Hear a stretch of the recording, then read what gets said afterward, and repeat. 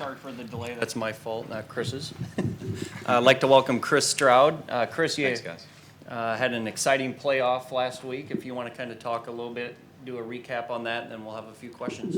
It was definitely electric for me, guys. All my life I've dreamed of being in that situation. I've practiced extensively, hours and hours. We all do, and to be able to pull it off and chip something in like that, hit a great chip under the gun when you need to get into a playoff was awesome. And I was just as excited as the crowd was.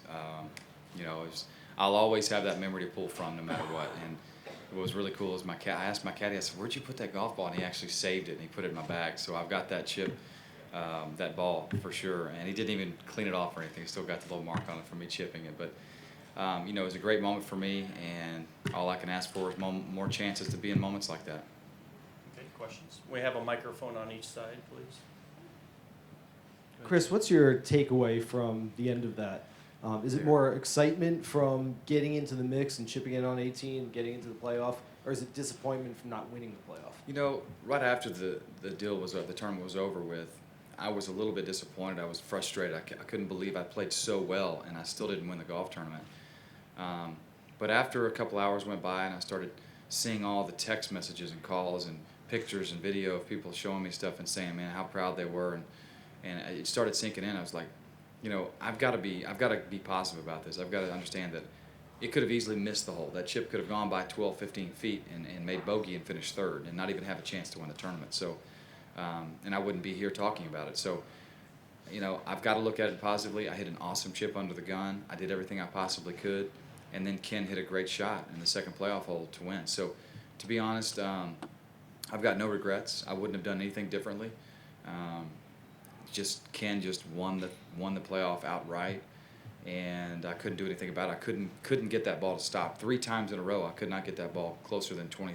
I think that last time 25, 30 feet. I don't think I could have hit a better shot than that. I mean, I just absolutely nipped it off that downhill slope, downwind, and it still landed and kicked 4 or 5 feet in the air. So it's just a very firm green, a very tough pin to get to. You said you have no regrets. Would you, looking back on it, maybe hit a different club off the tee to have more? I don't think so, because my caddy and I talked about it afterwards. If I would have done that, I would have been putting the bunker left and maybe that rough on the right, putting that more in play, because the fairway gets flat up there about 280 yards, 290, and then it runs.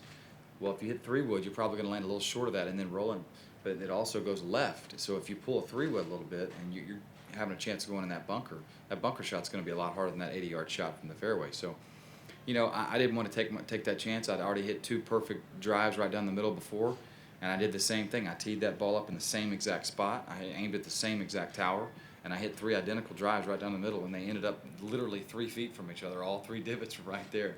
So that's another great thing to pull from for me, is know that I can hit a great drive under pressure when I need to. Next.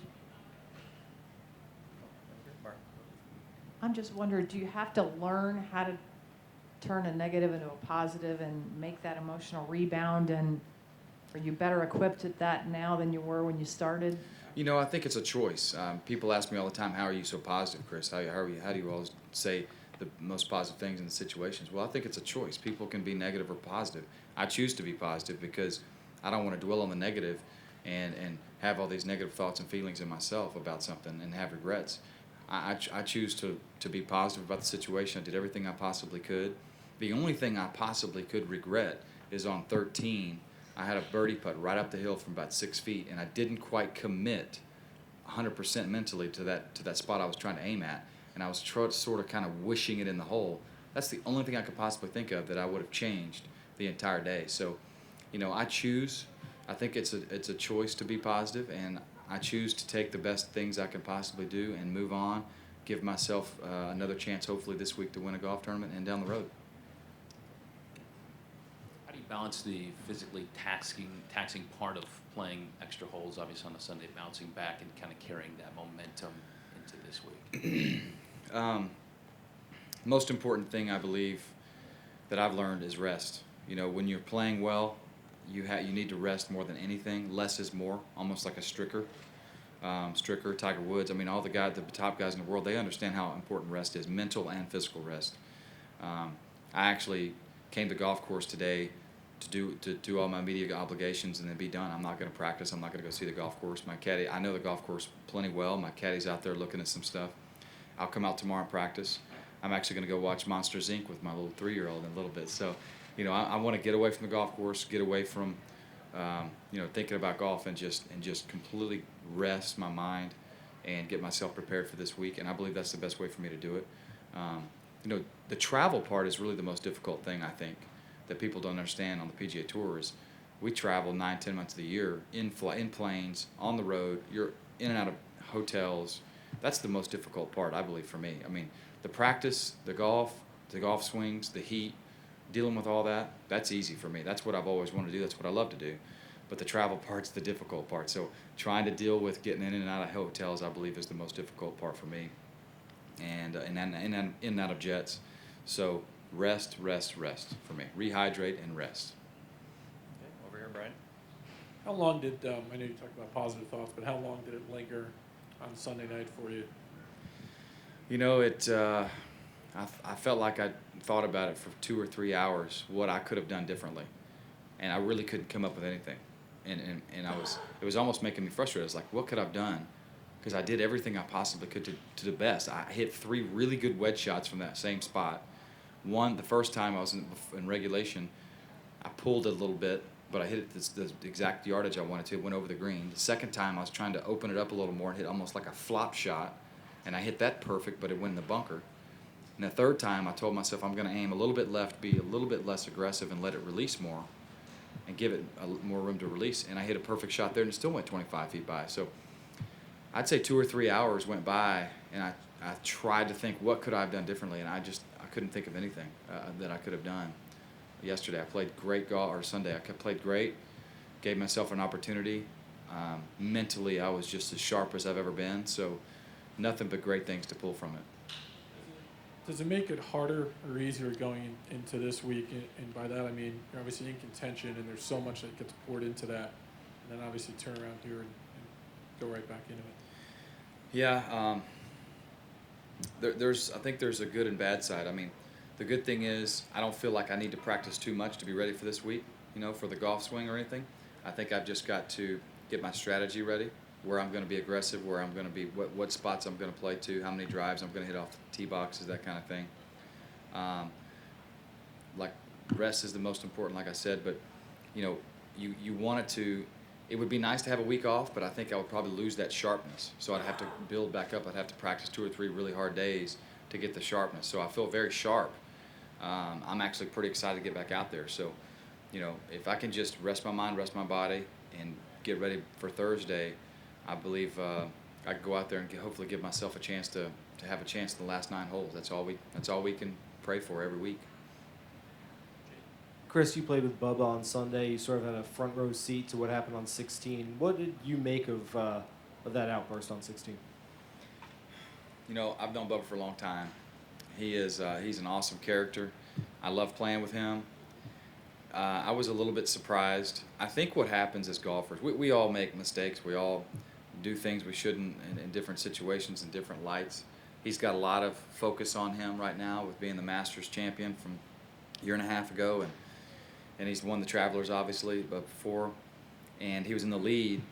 I think all day he was a little bit uncomfortable. He wasn't quite hitting the ball like he normally does. I've played tons of rounds with him, so when he's sharp, he's on. And he hit some really nice shots on 10, 11, and 12, or 10, 11, and 13, a couple of really nice wedge shots. And it looked like he was kind of back in control. And then he hit a couple of loose shots again on 14, hit kind of a loose shot on 15, the par 4 drivable, and then, you know, he just didn't seem comfortable. I think in his mind all day he was sort of almost surprised that he was in the lead. It felt like to me. But you would think with his caliber of play that he's had that he would be able to overcome, like, hey, I'm not playing my best, but I can still win this golf tournament. And for him to hit that one shot poorly and then just go off like that was very surprising. I just, for being that close, he could easily have made a bogey there, or at least a double, and still been okay. And I think my caddy and I were talking about it the whole way up to the green while he was in the drop circle. He just talked himself out of the tournament. And I think, you know, more than anything, he'll learn from that. And I think the next time he's in that situation, I think he'll draw and say, you know what, I'm not going to do that again. I'm going to choose to be positive myself and just be persistent and just do the best I can. And that's what I did. Actually, it kind of almost helped me because I saw how frustrated he was getting. And I could have easily been frustrated myself, but I did birdie 15. I had a great up and down on 15. But I knew the tournament wasn't all out. I mean, Ken still had a couple of holes left to play, and now Bubbas, probably going to make a bogey or worse here on this par 3. And if I go down there and make a birdie, I'm thinking if I can make 2 birdies, maybe even 3 birdies, I could win this thing right now. So I went up there, hit a great putt, almost made the putt on 16, and then and that's how it is. But for Bubba to do that, it was a little bit of a surprise. I'm sure he'll learn from it. I know you can't tell when you're out on the course, but most of that was caught by TV cameras and microphones. Does that happen more frequently than we realize out on tour, that it's just not picked up on TV? I don't think too much. I mean, the guys are very respectful for the most part, and everybody's in the zone. Everybody wants to win. Everybody's tough on themselves. They want to be the best they can be. For me, I only get frustrated when I don't mentally commit. Your body's not going to be perfect every day, but you want your mind to be as sharp as it possibly can be. And if you commit to those right things, or if you commit to those targets or whatever you're trying to do, I typically don't get mad. But we've all done it. Everybody's guilty of it. And it just happened to be when he was in the lead. And, if it could have been any part of the other golf course or any part of the tournament that all the cameras weren't on him that much, it wouldn't have been talked about much. But, I'm sure he'll learn from it. I'm sure he's not happy about it. I know he's not happy that he did all that. But he'll learn, and I'm sure he'll get past it.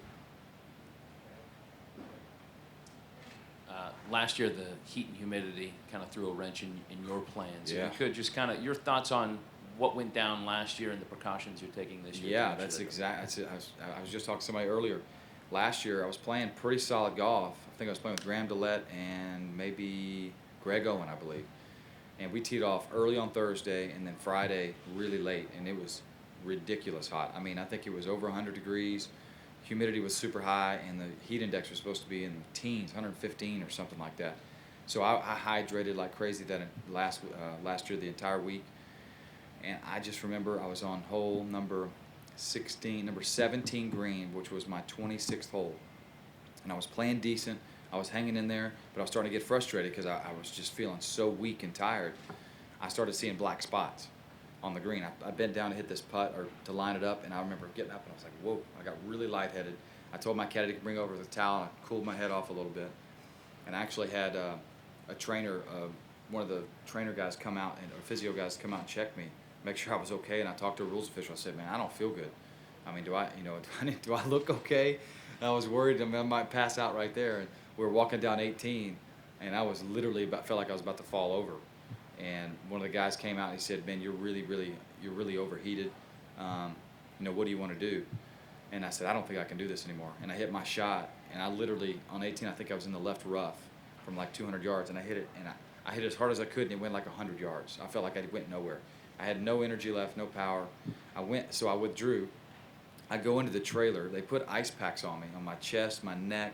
I didn't even feel them. That's how hot I was. It was like, it felt normal to me. And Jeff in the trailer said I was just extremely overheated and probably very close to being super dehydrated, about to pass out. So you definitely, when the weather gets that hot, you have to be very careful. And this week I'll be drinking lots of water, lots of electrolytes, and try to do my best to stay in the shade as much as possible. But hopefully it's not going to be as hot as last year. Okay, is everybody good? You all good back there?